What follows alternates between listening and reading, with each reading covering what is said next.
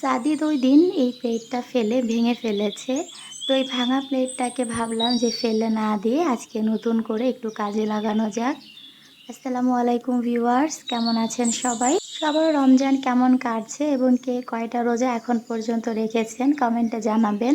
আমি আলহামদুলিল্লাহ সবগুলোই এখন পর্যন্ত রাখতে পেরেছি। যাই হোক, অনেক দিন পর আজকে একটা ভিডিও শেয়ার করতে চলে এসেছি। আসলে এখন দিনগুলো যে কিভাবে চলে যায় বুঝতেই পারি না। সকাল হলেই কিভাবে যেন রাত হয়ে যায়, সারা দিনটা চোখের পলকেই কেটে যায়। সাজিদকে নিয়ে সারাদিন এত বেশি ব্যস্ত থাকি যে নতুন করে কিছু বানানোর সময়ই পাই না। তো এই প্লেটটা ভেঙেছে, অনেক দিন হয়েছে, তো এটাকে আমি রেখে দিয়েছিলাম যত্ন করে। কেননা এটা যেহেতু অনেক বেশি ভাঙেনি, দেখতেই পাচ্ছেন শুধু মাঝখান থেকে একটু ভেঙে গেছে। তো মনে হলো এটাকে জোড়া দিয়ে কিছু একটা করা যাবে। সাদিদ এই পর্যন্ত অনেক কিছু ভেঙেছে, প্রায় 4-5টা জিনিস ভেঙে ফেলেছে। তো ওগুলো সবই একদম গুঁড়া গুঁড়া হয়ে গেছে, সবগুলো তো আর কাজে লাগানো সম্ভব না, ফেলে দিয়েছি। তবে এই প্লেটটা আমার কাছে বেশ ভালো লাগে, এটা আমার খুবই পছন্দের একটা প্লেট ছিল।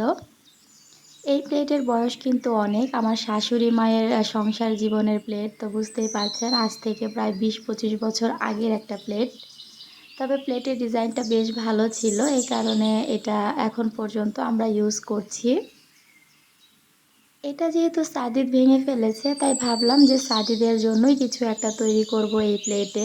তো প্লেটটাকে প্রথমে আমি ফেভিকলের আঠা দিয়ে জোড়া লাগিয়ে নিয়েছি।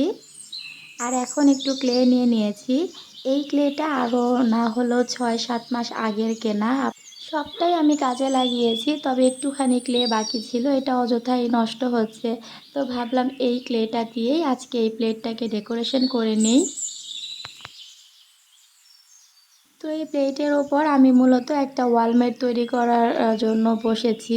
এখানে আমি ওয়ালমেটটাতে সাদিদের নাম এবং ওর জন্ম তারিখটা লিখব আর টুকটাক একটু ডিজাইন করব।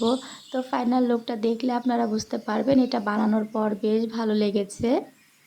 সাদিদের নামের স্পেলিংটা হচ্ছে SADEED। তো এখানে ডাবল ইটা যদি আমি দিই পুরো নামটা হবে না, এই কারণে আমি একটা ই দিয়ে করেছি। একটা ই দিয়ে করলে দেখা যায় যে নামের যে উচ্চারণটা সেটা একটু চেঞ্জ হয়ে যায়। তো কি আর করার, এইটুকু মিস্টেক আসলে হয়ে গেছে। তো যাই হোক, এখানে সাদিদের নামটা আমি লিখে নিয়েছি আর নিচে হচ্ছে ওর জন্ম তারিখটা আমি লিখে দিচ্ছি। সাদিদের জন্ম ছিল 31শে মে 2024। তো পুরো কথাটাই আমি এখানে লিখে দিব। আপনাদের বাসাতে যদি পুরাতন কোনো প্লেট বা যে কোনো জিনিস ভেঙে যায়, আপনারা কিন্তু এভাবে কাজে লাগাতে পারেন। শুধুমাত্র প্লেটেই যে করা যাবে এমনটা কিন্তু না, চাইলে কার্ডবোর্ডের ওপরেও করা যেতে পারে। এছাড়া আপনাদের কাছে যদি কোনো কাঠের টুকরা থাকে সেটাতেও এই ডিজাইনটা করতে পারবেন। এভাবে আপনার বাচ্চার যেই জন্ম তারিখ বা নাম হতে পারে আপনাদের ম্যারেজ অ্যানিভার্সারি অথবা নিজের জন্মদিন, যেটাই হোক না কেন, নর্মালি আমাদের লাইফের স্পেশাল যেই দিনগুলো থাকে সেগুলোকে আমরা এরকম করে কিন্তু ডেকোরেশন করে ঘরে রাখতে পারি। একে তো আপনি নিজে হাতে তৈরি করছেন, সেটা আপনার জন্য স্পেশাল, তার উপর আবার স্পেশাল দিনের জন্য করছেন। তো দুয়ে মিলে কিন্তু জিনিসটা বেশ ভালো হবে। আমার লাইফে সন্তান হওয়ার পর আমার সন্তানই সবথেকে বেশি স্পেশাল, তাই ওর জন্যই আমি সব কিছু তৈরি করি। এখন আর আমার জন্মদিন বা ম্যারেজ অ্যানিভার্সারির ডেটটা কিন্তু আমার কাছে স্পেশাল মনে হয় না।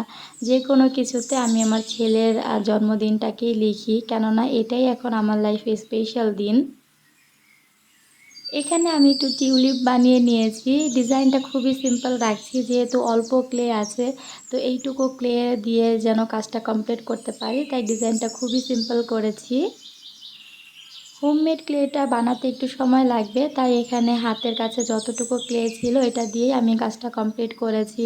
তবে আরও বেশি ক্লে থাকলে কাজটা আরও বেশি সুন্দর করে করা যেত। যাই হোক, এই যে আমার সাদামাটা ডিজাইনটা কিন্তু রেডি, আর এটাকে আমি সারা রাত রেখে দিয়েছিলাম। পরের দিন সকালবেলা এটাকে কালার করে নিচ্ছি। প্রথমে আমি বেস কালারটাকে ইয়েলো করে নিচ্ছি, পরে হচ্ছে নামের যেই জায়গাগুলো সেগুলো কালার করব। পুরোটাকে এরকম আমি ইয়েলো কালার করে নিয়েছি, আর দেখেন ইয়েলো কালার করার পর এটা দেখতে কত ভালো লাগছিল। আমি আমার পছন্দ মতো কালার করে নিচ্ছি। আপনারা যদি বানান অবশ্যই আপনাদের পছন্দ মতো কালার করে নিবেন। এখানে ফ্লাওয়ারগুলোকে আমি পার্পল কালার করছি। পার্পল কালারটা আমার বেশ ভালো লাগে, এই কারণে পার্পল কালারই দিচ্ছি। আর ইয়েলোর মধ্যে মনে হচ্ছিল যে ডার্ক কালারগুলো দেখতে ভালো লাগবে, তাই ফুলটা পার্পল কালার দিয়েছি। আর এই যে মোটামুটি কিন্তু আমার ক্লের কাজটা কমপ্লিট।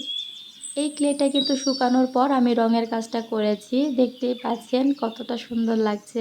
ক্লে দিয়ে যে কোনো জিনিস বানালে না ভীষণ ভালো লাগে। বিশেষ করে ফুলটা দেখেন একদমই জীবন্ত মনে হচ্ছিল। আমার তো ভীষণ ভালো লেগেছে। এখানে আমার কাছে 3D আউটলাইনার ছিল, তো সেটা দিয়ে আমি কয়েকটা ডট ডট দিয়ে দিলাম।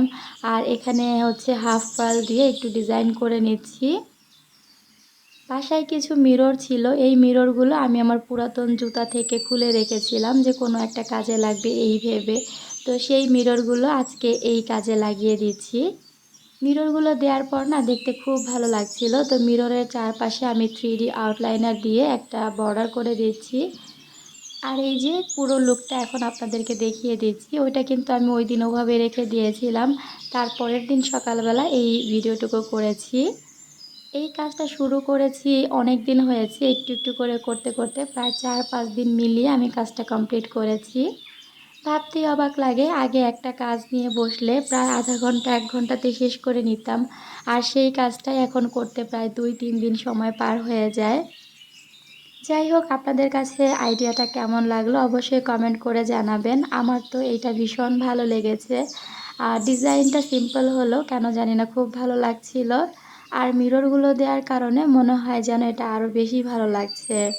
ওভারঅল ভিডিওটি কেমন লেগেছে কমেন্ট করে জানাতে ভুলবেন না। আজ এখানেই বিদায় নিচ্ছি। আল্লাহ হাফেজ।